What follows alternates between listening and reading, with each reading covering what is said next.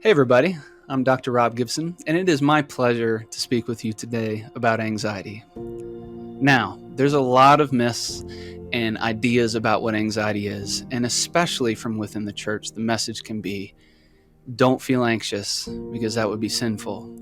Or if you're feeling anxious, you don't trust God. And I think we've got that wrong because, believe it or not, feeling anxious is normal to being a person. Because I think a really good definition for feeling anxious, for anxiety, is your body taking painful things that have happened in the past and then using it to help you predict the future. And that's normal. That's what we do to try to survive. And so anxiety is something you feel in your body that's meant to help you predict the future. So let's take an example. Say you're an adolescent or a kid and you see people jumping off a diving board and you really want to do that because you see that it's something you could do, but you don't know how to yet.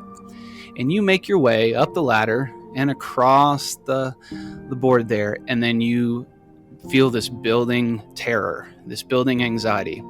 Interestingly, you've never jumped off a diving board before, but maybe you fell before, or maybe you've been up really high before and you imagine yourself falling and getting hurt really bad.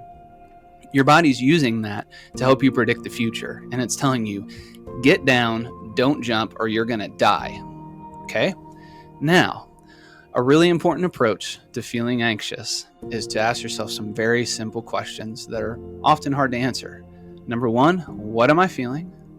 Number two, why am I feeling it? So we've got those two. I'm feeling anxious and afraid because I'm up on this board and I've never done it before.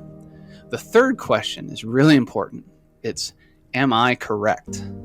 Because it really matters if when you walk out off that board, that one, you know how to swim, and two, that there's some water in the pool.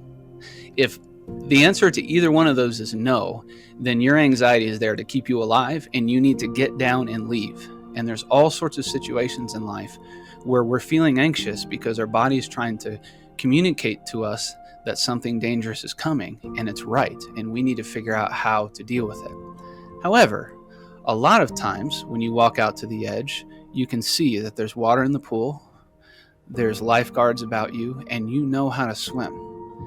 And so the answer to making your anxiety better in that situation is mastery. It's to do it and to learn that you can do it. And your anxiety and fear slowly changes to concern and also confidence and capability. And these are really important approaches. Now, I'll say this. Issues with life as we get older and as we become adults become increasingly more complicated. So the answers to these questions are not always so simple. So I encourage you, when you ask these questions, what am I feeling? Why am I feeling it? Am I correct?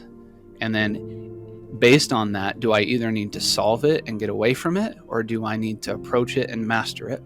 You need to do that with help because you might not be seeing it clearly. So talk with a close friend or someone you trust. Talk with your pastor. Seek out a good therapist, somebody to help you sort these things out. Because what you don't want is an approach where you ignore or avoid constantly, because then anxiety will become bigger and bigger and can master you. What you want to do is acknowledge that it's a normal part of life and learn how to make the best use of it. Listen to it when it's helping you predict the future, and then go through it and approach the thing you're afraid of and master it when that's the time for that to be done. So I'll review those questions. What am I feeling? Why am I feeling it? And am I right? And then based on that, I either need to get away and fix it, or I need to approach it and master it. Those are some good initial steps towards dealing with anxiety that's normal to all humans everywhere for all time. Thanks. I wish you well.